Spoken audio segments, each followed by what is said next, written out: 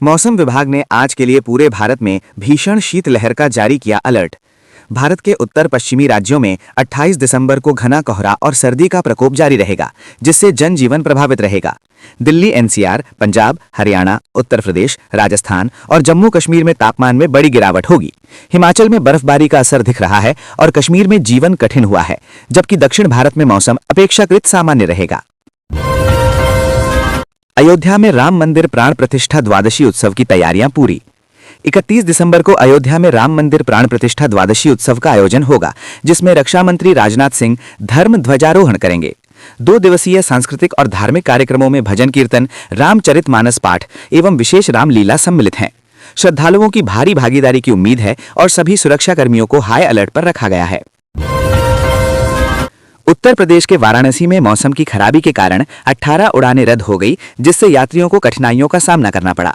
वहीं काशी विश्वनाथ मंदिर में श्रद्धालुओं की लाखों की भीड़ उमड़ी और सुरक्षा बल सतर्क रहे। पूर्वांचल में कोहरे के कारण सड़क और रेल मार्ग भी प्रभावित रहे, जिससे लोगों को लेट ट्रेनों तथा परिवहन समस्याओं का सामना करना पड़ा। चीन ने आज एक उन्नत मौसम उपग्रह को कक्षा में स्थापित किया, जिसका लक्ष्य वायुमंडलीय डेटा संग्रह में सुधार और प्राकृतिक आपदाओं के पूर्वानुमान को और सटीक बनाना है। वैज्ञानिकों का दावा है कि यह उपग्रह भविष्य में गंभीर मौसम घटनाओं की पहचान में महत्वपूर्ण भूमिका निभाएगा और कृषि और जल प्रबंधन जैसे क्षेत्रों में लाभ देगा। अमेरिका के राष्ट्रपति डोनाल्ड ट्रंप ने इजराइल द्वारा सोमालीलैंड को मान्यता देने की ऐतिहासिक निर्णय पर आलोचना की है। इस फैसले से मध्य पूर्व में कूटनीतिक झटके पैदा हुए हैं और कुछ अरब देशों में आक्रोश का माहौल है। ट्रंप का तर्क है कि इससे क्षेत्रीय गठबंधन और स्थिरता दोनों पर प्रतिकूल प्रभाव पड़ सकते हैं। इटली में अधिकारियों ने हमास के वित्तपोषण से जुड़े एक बड़े रेड के दौरान 8 मिलियन यूरो की संपत्ति जब्त की और 9 व्यक्तियों को गिरफ्तार किया। जांच के अनुसार यह नेटवर्क अंतर्राष्ट्रीय आतंक वित्तपोषण से जुड़ा था और यूरोपीय संघ के वित्तीय निगरानी प्रयासों का लक्ष्य रहा। जांच जारी है और अधिकारियों ने सुरक्षा बढ़ा दिया है। जापान के टोक्यो के पास 50 वाहनों में टकराव, 2 लोगों की हुई मौत। टोक्यो के नजदीक एक भीषण सड़क दुर्घटना में लगभग 50 वाहनों की टक्कर हुई, जिसमें कम से कम 2 लोगों की मौत और 26 से अधिक घायल हुए हैं। शुरुआती रिपोर्टों के अनुसार घने कोहरे और हाईवे पर कम दृश्यता दुर्घटना का कारण मानी जा रही है। स्थानीय आपात सेवा दल घटनास्थल पर पहुंच लोगों को अस्पताल पहुंचाया। आईएमडी ने हिमालयी हिस्सों में भारी बर्फबारी की चेतावनी जारी किया है। भारतीय मौसम विभाग आईएमडी ने आगामी दिनों में पश्चिमी हिमालय क्षेत्रों में अत्यधिक बर्फबारी की चेतावनी जारी की है। यह अलर्ट सड़कों और पर्वतीय निवासियों के लिए जोखिम बढ़ा सकता है। प्रशासन ने बचाव दलों को तैयार रहने और आवश्यक आपूर्ति सुनिश्चित करने को कहा है। असम के कार्बी आंगलोंग में हिंसा के बाद प्रशासन की सख्ती।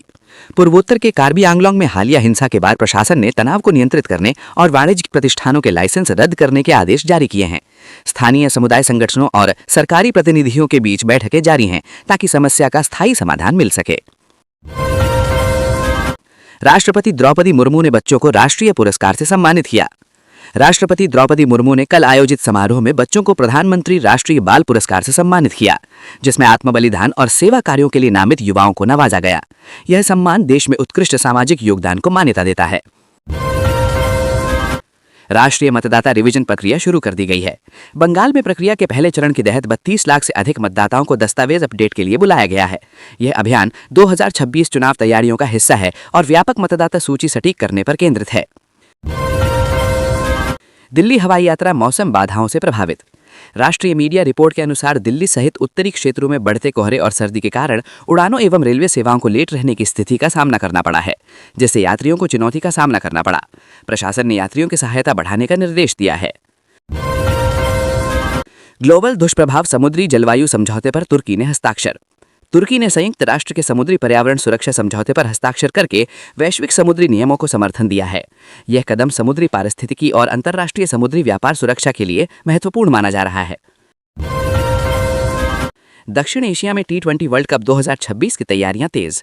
क्रिकेट जगत में T20 वर्ल्ड कप 2026 के लिए तैयारियां तेज हो रही हैं, जिसमें टीमों के प्रशिक्षण, स्टेडियम तैयारियों और कार्यक्रमों का शेड्यूल अंतिम चरण में है। प्रशंसकों की उत्सुकता बढ़ी है और टिकट बुकिंग में रिकॉर्ड संख्या देखी जा रही है।